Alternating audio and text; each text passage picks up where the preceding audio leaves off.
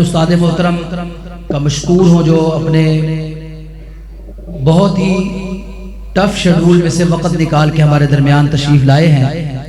میری مراد government university of Okara جو ہے اس کے علوم اسلامیہ کے شعبے کے چیئرمین محترم جناب پروفیسر ڈاکٹر عبدالغفار صاحب حفظہ اللہ تعالی، جن کی قرآن کے لیے بہت ساری خدمات موجود ہیں، سیرت النبی صلی اللہ علیہ وسلم کے لیے بہت ساری خدمات موجود ہیں، اور الحمدللہ یہ ایسا خلاصہ انہوں نے قرآن مجید کا مرتب فرمایا ہے جو پیغام ٹی وی پر رمضان المبارک کے اندر نشر ہوتا ہے الحمدللہ، اور اس سال بھی نشر ہوگا، اور الحمدللہ اس کے علاوہ بھی قرآن مجید کے لیے مختلف یونیورسٹیز کے اندر ان کی جو بہت ساری خدمات موجود ہیں، تو میں ان کا تہہ دل سے مشکور ہوں کہ یہ ہمارے اس پروگرام کے اندر تشریف لائے ہماری حوصلہ افزائی کے لیے۔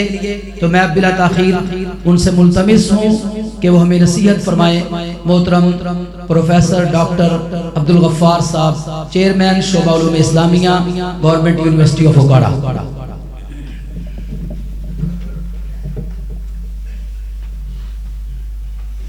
اما بعد فاعوذ باللہ السمیع العلیم من الشیطان الرجیم من حمزہ ونفخہ ونفثہ۔ قال اللہ سبحانہ وتعالی انا نحن نزلنا الذکر وانا لہ لحافظون۔ وقال رسول اللہ صلی اللہ علیہ وآلہ وسلم تسلیما کثیرا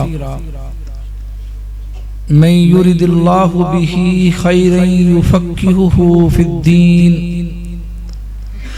اللہم صلی علی محمد وعلی آل محمد کما صلیت علی ابراہیم وعلی آل ابراہیم انک حمید مجید۔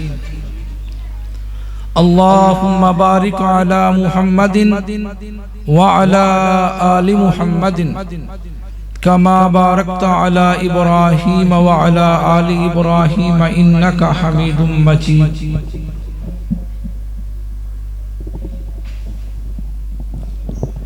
میں بہت ہی زیادہ شکر گزار ہوں محترم جناب مفتی ڈاکٹر ثناء اللہ فاروقی صاحب کا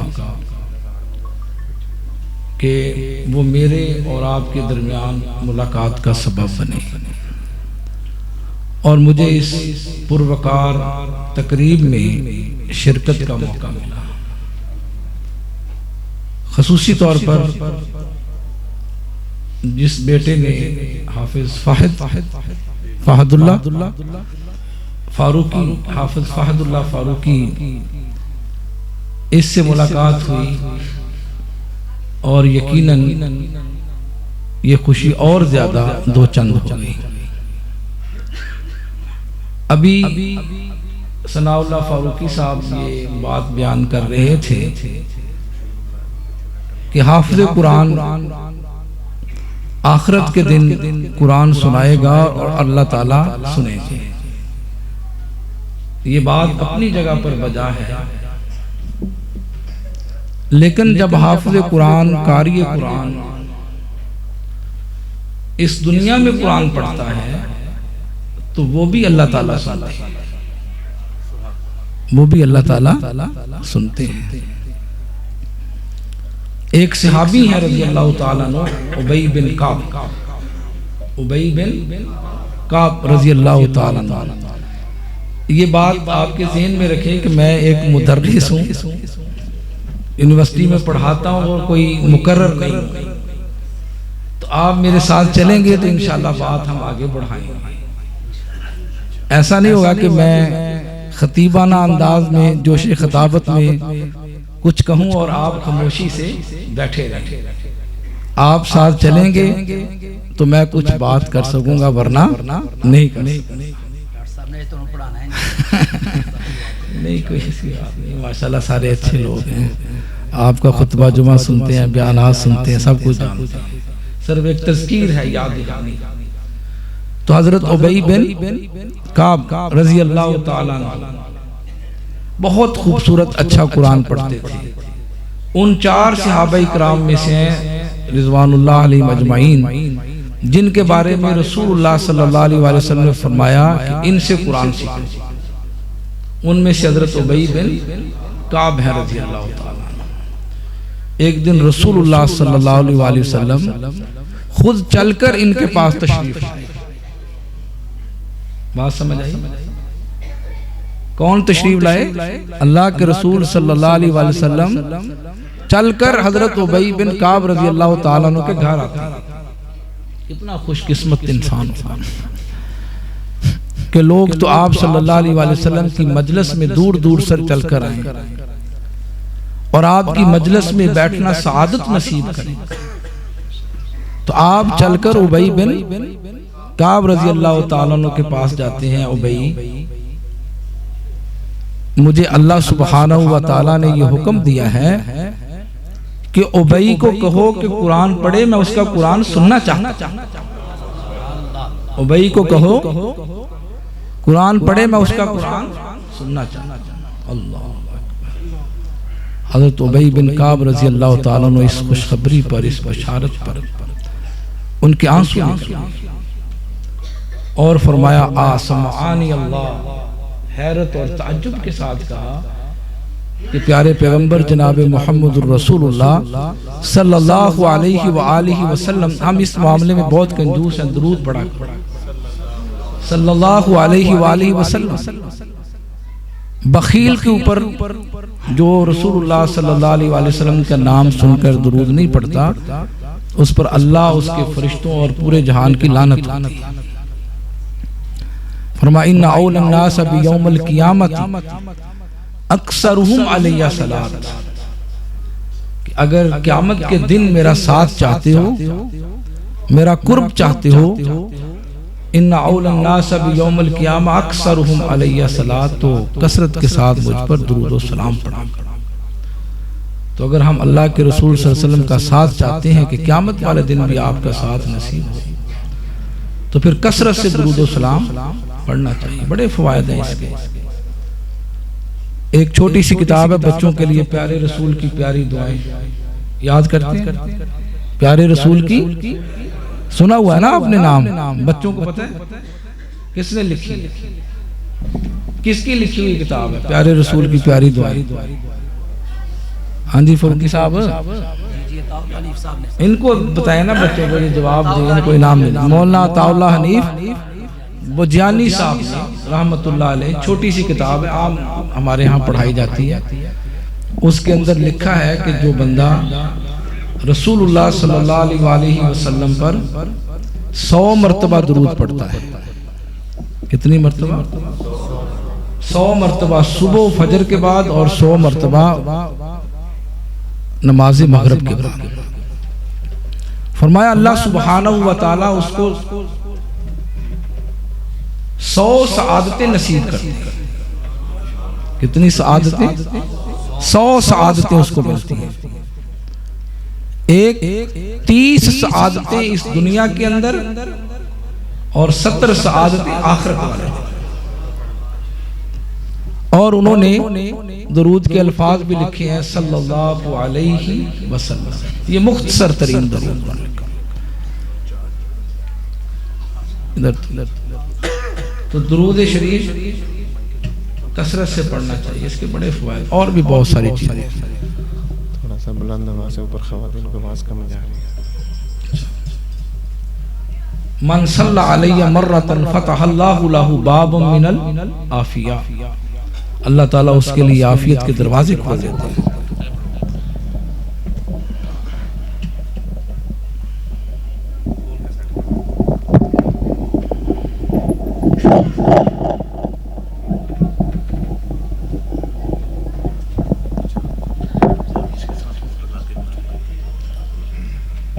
یہ بڑا تکلف ہے، ویسے میرے لیے مشکل ہے یہ شاید.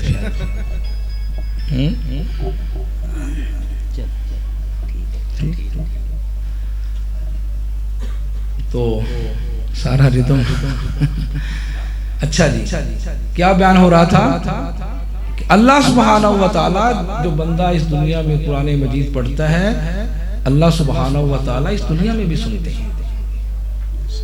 مجھے مسلم یونیورسٹی علی گڑھ انڈیا میں ہے، نیو دہلی میں، وہاں 2010 میں جانے کا اتفاق ہوا، تو جہاں شاہ اسماعیل شہید رحمت اللہ علیہ رہا کرتے تھے۔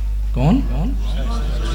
شاہ اسماعیل شہید رحمت اللہ علیہ، یہ پوتے ہیں حضرت شاہ ولی اللہ محدث دہلوی رحمت اللہ علیہ، اور حضرت شاہ ولی اللہ محدث دہلوی رحمت اللہ علیہ وہ پہلے شخص ہیں بر صغیر پاک و ہند میں، بلکہ پوری دنیا کے اندر قرآن مجید کا سب سے پہلے اگر کسی دوسری زبان میں مکمل ترجمہ ہوا ہے تو وہ بر صغیر کی سرزمین کو یہ شرف حاصل ہے کہ حضرت شاہ ولی اللہ رحمت اللہ علیہ نے فتح الرحمن کے نام سے فارسی میں ترجمہ کیا۔ پھر ان کے دو بیٹوں نے شاہ عبد القادر اور شاہ رفیع الدین نے اردو زبان میں قرآن مجید کا ترجمہ کیا، اور یہ شاہ اسماعیل ان کے تیسرے بیٹے شاہ عبد الغنی رحمت اللہ علیہ کے بیٹے تھے، اور سکھوں کے خلاف راجہ رنجیت سنگھ کی فوج کے خلاف لڑتے ہوئے بالا کوٹ کے اندر شہادت پائی،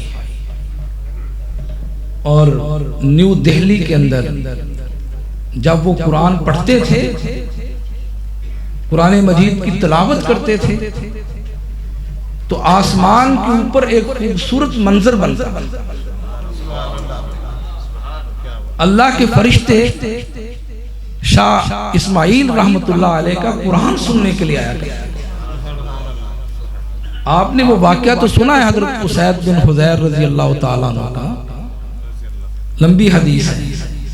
اللہ کے رسول صلی اللہ علیہ وآلہ وسلم نے فرمایا، اسید اگر تو اس خوف سے کہ کہیں یہ میرا گھوڑا میرے بچے کے اوپر نہ چڑھ جائے تو قرآن مجید کی تلاوت بند نہ کرتا، تو وہ جو اللہ کے فرشتے آسمان سے تیرا قرآن سننے کے لیے اپنی رحمتیں لے کر نازل ہو رہے تھے، زمین کے اوپر اتر آتے، صبح ہو جاتی، لوگ بھی اللہ کے فرشتوں کو دیکھ لیتے،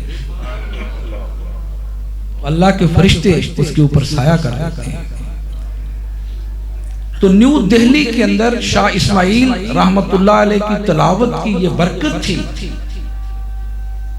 آج یہ ہمارے گرانوں سے یہ بات ختم ہو گئی، ہمارے گھروں سے یہ بات ختم ہو گئی ہے کہ صبح صبح قرآن مجید کی تلاوت کرنا، نماز فجر کے بعد تلاوت کرنا، آج یہ ہمارا عمل مفقود ہو گیا ہے، اور ہم چاہتے ہیں کہ اللہ کی رحمت نازل ہو، ہم چاہتے ہیں کہ اللہ کی برکات ہمارے گھروں کے اندر نازل ہو، ہماری کمائی کے اندر برکت ہو، یہ بھی خواہش رکھتے ہیں۔ ذرا میں اور آپ غور کریں، آج سے 25 30 40 سال پہلے میں نے اس کے اوپر مشاہدہ کیا ہے، ڈیٹا کلیکٹ کیا ہے کہ ہمارے پنجاب کے گھرانوں کے اندر خواتین پڑھی لکھی نہیں ہوتی، وہ سکول نہیں گئی پڑھنے کے لیے، کوئی ایک پہلی دوسری تیسری چوتھی کلاس نہیں پڑھی، شاید کہ ان بچوں کو نہ پتا ہو، جو میرے جیسے سفید داڑھیوں والے بزرگ بیٹھے ہیں ان کو یہ پتا ہے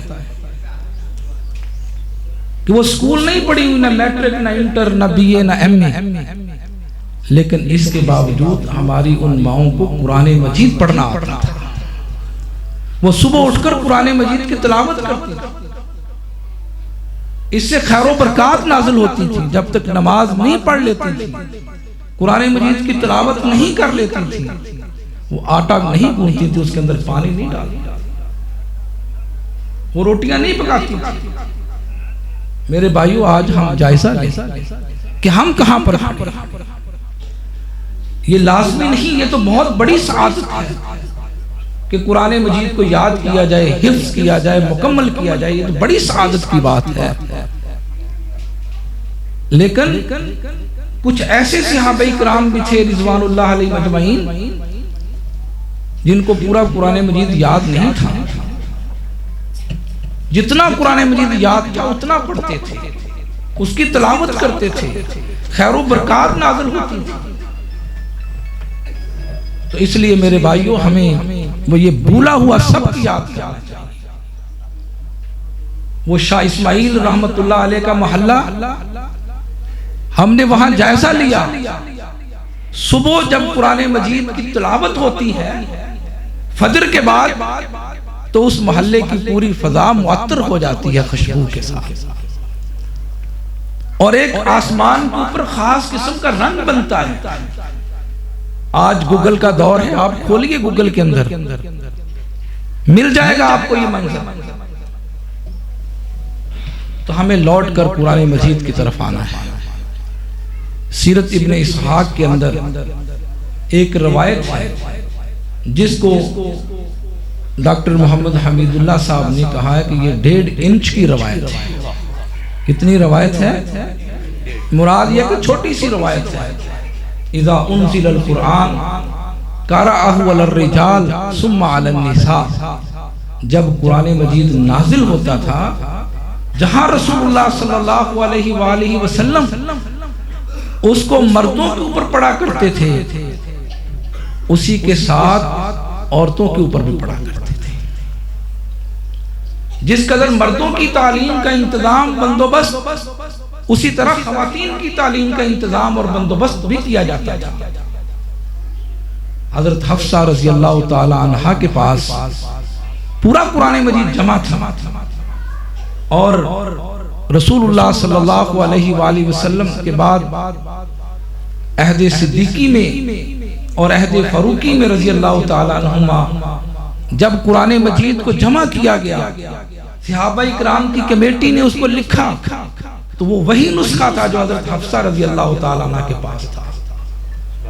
آپ کی ازواج مطہرات میں سے حافظہ تھی، اس کے علاوہ دیگر بھی خواتین حافظہ تھی۔ رسول اللہ صلی اللہ علیہ وآلہ وسلم نے 2 واقعات یہاں ذکر کرتا ہوں۔ جب ہجرت کی تو آپ قباء نامی بستی پر آپ نے سنا ہے کہ آپ نے سب سے پہلا جمعہ قباء نامی بستی میں مسجد کی بنیاد رکھی، اور آپ نے تاریخ اسلام کا سب سے پہلا جمعہ وہاں پڑھایا۔ جمعہ پڑھانے کے بعد آپ مدینہ منورہ جانا چاہتے تھے،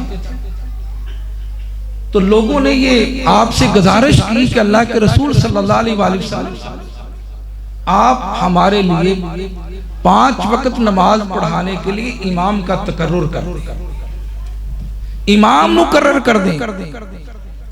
یہ اسلامی تاریخ کا سب سے پہلا امام مقرر ہوا جس کا نام عمر بن سلمہ ہے۔ رسول اللہ صلی اللہ علیہ وآلہ وسلم سے گزارش کی گئی اللہ کے رسول ہمارے لیے امام مقرر کر دیں جو ہمیں نماز پڑھائے۔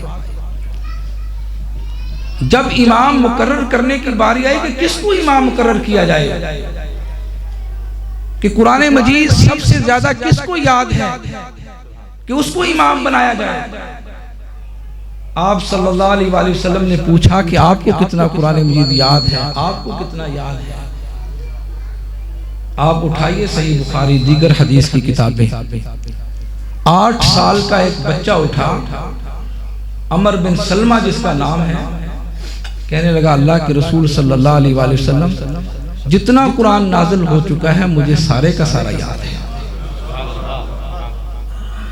آپ اندازہ لگائیے کہ اس قبیلے میں تو اسلام، آپ صلی اللہ علیہ وآلہ وسلم اب ان کو مسلمان کرتے ہیں، ان کے لیے مسجد بنائی گئی، ان کے لیے نماز کا اہتمام کیا گیا۔ آپ نے اس سے پوچھا کہ یہ آپ کو کیسے یاد ہے؟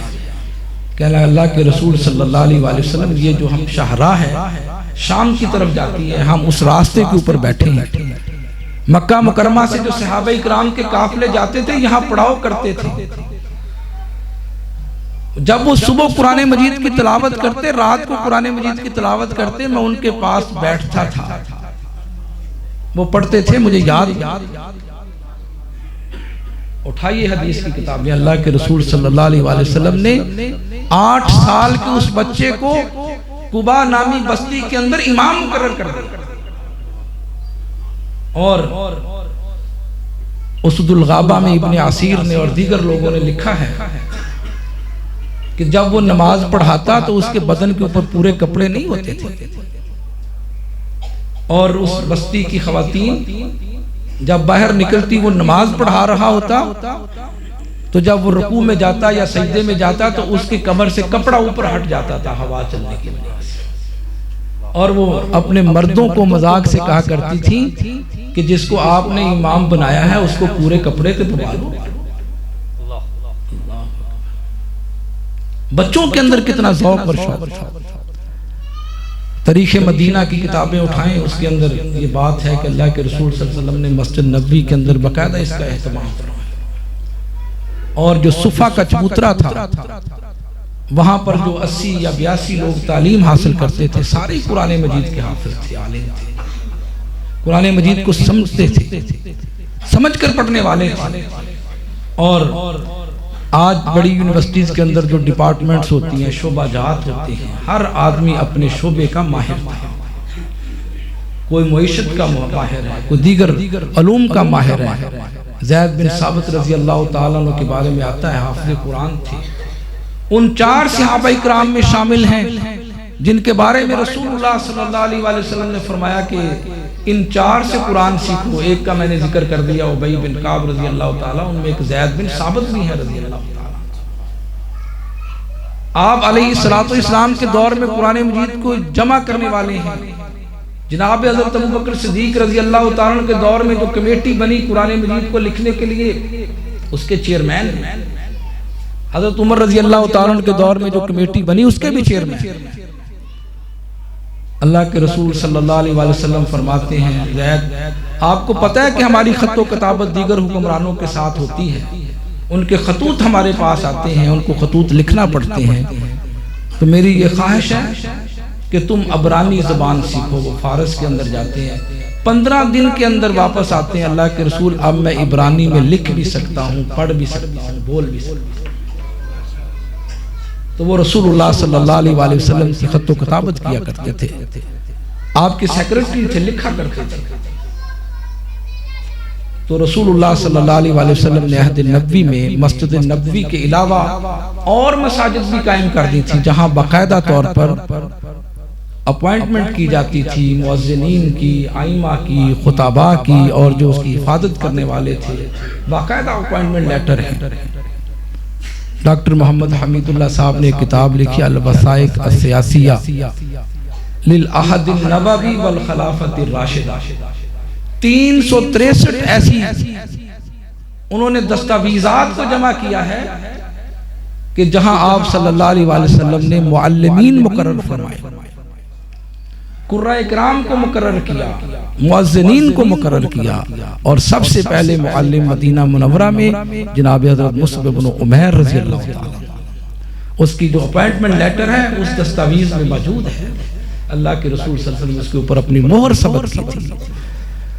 اور انہوں نے اتنا قرآن پڑھایا، اتنا قرآن پڑھایا اہل مدینہ کو، ایک سال کے اندر کوئی گھر ایسا نہیں بچا تھا جہاں قرآن مجید کی دعوت نہیں پہنچ گئی تھی. آپ صلی اللہ علیہ وآلہ وسلم نے جہاں مردوں کے لیے یہ اہتمام کیا، اس کے ساتھ ساتھ آپ نے خواتین کے لیے بھی یہ انتظام کیا. سنن ابو داؤد کے اندر حدیث ہے، رسول اللہ صلی اللہ علیہ وآلہ وسلم نے حضرت ام برکہ رضی اللہ تعالیٰ عنہ کو ایک محلے کے اندر عورتوں کو نماز پڑھانے کے لیے امام مقرر کر دیا کہ جو خواتین مسجد نبوی میں نہیں آ سکتی، ان کو دور پڑتا ہے اور تعداد دن بدن بڑھتی جا رہی ہے، تو کیوں نہ ان کو ان کے محلے کے اندر نماز پڑھانے کے لیے مقرر کر دیا جائے. تو حضرت ام برکہ رضی اللہ تعالیٰ عنہ جو قرآن مجید کی حافظہ تھی، ان کو ان کا امام مقرر کر دیا گیا تھا. تو اس لیے آپ خواتین کی تعلیم کا بندوبست بھی ساتھ ساتھ کرتے تھے، ان کو بھی پڑھایا جاتا ہے. تو اس لیے میرے بھائیوں ہمیں اس سبق کو یاد کرنا ہے جو آج ہم بھول چکے. وہ اس کے اوپر تدبر ہے، بصیرت ہے، اس کو سیکھنا ہے اور اس کی تعلیمات کو آگے فروغ دینا ہے، پڑھانا ہے. اسی سے تبدیلی واقعہ ہوگی. رسول اللہ صلی اللہ علیہ وآلہ وسلم نے امت کی اصلاح کی ہے قرآن مجید کے ذریعے اور سنت کے ذریعے. آپ نے حدیث سنی ہے، بہت مشہور حدیث ہے، حدیث جبریل. رسول اللہ صلی اللہ علیہ وآلہ وسلم کے پاس آپ جبریل امین علیہ السلام انسانی شکل میں آتے ہیں.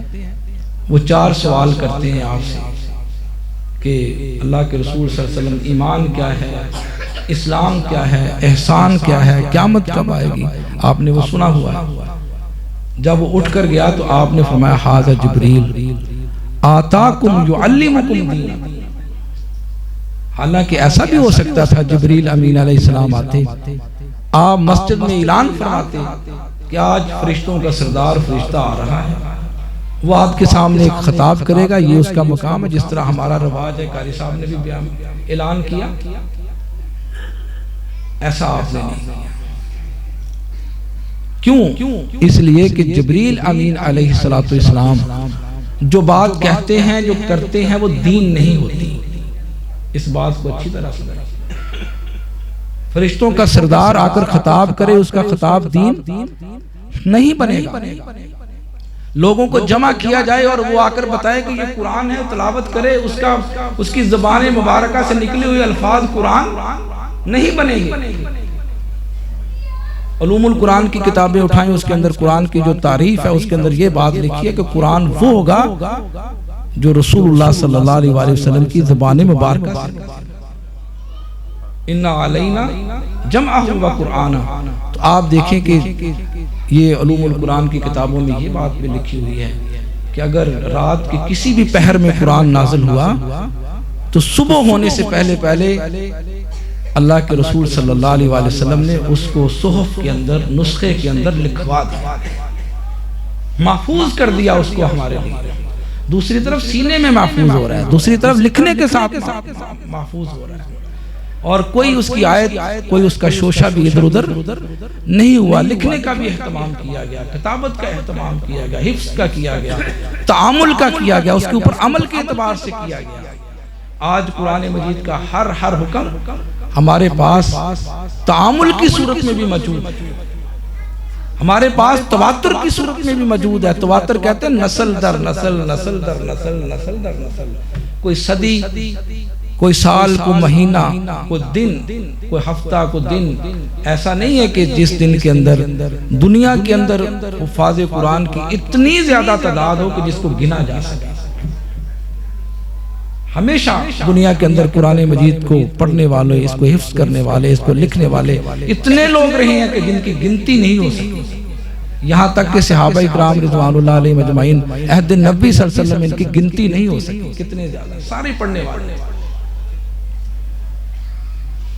تو اللہ کے رسول صلی اللہ علیہ وآلہ وسلم کی زبان مبارکہ سے نکلی ہوئی بات ہی قرآن ہو سکتی ہے، وہی دین ہو سکتی ہے. حالانکہ وہ آپ سے پوچھتا ہے مل ایمان، آپ بتاتے ہیں ایمان یہ کہتا ہے صدقت یا رسول اللہ، آپ نے سچ کہا ہے. اسلام کے بارے میں بتاتے آپ نے فرمایا سچ کہا ہے. لیکن آخر میں آپ نے فرمایا ھذا جبریل آتاکم یعلمکم دینکم، کہ وہ آپ سے سوال کرتا تھا، آپ اس کے جواب دیتے تھے. تو آپ علیہ السلام کی زبان مبارکہ سے نکلی ہوئی بات ہی دین ہو سکتی ہے. وہ قرآن مجید کی صورت میں ہو، وہ حدیث مبارکہ کی صورت میں ہو، دونوں ہی ذرائع ہمارے لیے دین ہیں. تو اس لیے جہاں ہم قرآن مجید کی تعلیم کا بندوبست کرتے ہیں، اس کے حفظ کا بندوبست کرتے ہیں، اس کے ساتھ ساتھ ہمیں حدیث مبارکہ کی تعلیم، اس کو حفظ کرنا، اس کو یاد کرنا، اس کو لکھنا، اس کا پھیلاؤ، اس کا انتظام بھی کرنا چاہیے. اس کے ساتھ بھی خیر و برکات نازل ہوتی ہیں. تو ہمارے لیے دو ہی ذرائع ہیں، ایک قرآن ہے اور دوسری سنت رسول صلی اللہ علیہ وآلہ وسلم ہے. جو آیت میں نے آپ کے سامنے پڑھی اِنَّا نَحْنُ نَزَّلْنَا الذِّكْرَ وَإِنَّا لَهُ لَحَافِظُونَ، یہاں الذکر سے مراد قرآن مجید ہے، وہاں الذکر سے مراد پیارے پیغمبر جناب محمد الرسول اللہ صلی اللہ علیہ وآلہ وسلم کے فرامین بھی ہیں. میں ملائیشیا میں تھا پوسٹ ڈاکٹریٹ کرنے کے لیے، تو وہاں شاہی طور پر انتظام کیا جاتا ہے 27ویں شب کو، جہاں قرآن مجید کی تقریبات ہوتی ہیں وہاں صحیح بخاری کی بھی تقریب ہوتی ہے. تو اس لیے جہاں ہمارے اداروں کے اندر قرآن مجید کی تقریبات ہوں، اس کے ساتھ ساتھ حدیث مبارکہ کی تقریبات بھی کرنی چاہیے، کیونکہ اس کے اندر قرآن مجید بھی شامل ہے اور حدیث مصطفیٰ صلی اللہ علیہ وآلہ وسلم بھی شامل ہے. تو میرے بھائیوں، باتیں کرنے کے لیے بہت زیادہ ہے. اللہ سبحانہ وتعالیٰ نے قرآن مجید کے اندر اس کے بہت سارے فضائل بیان کر دیے، حدیث کی کتب کے اندر فضائل.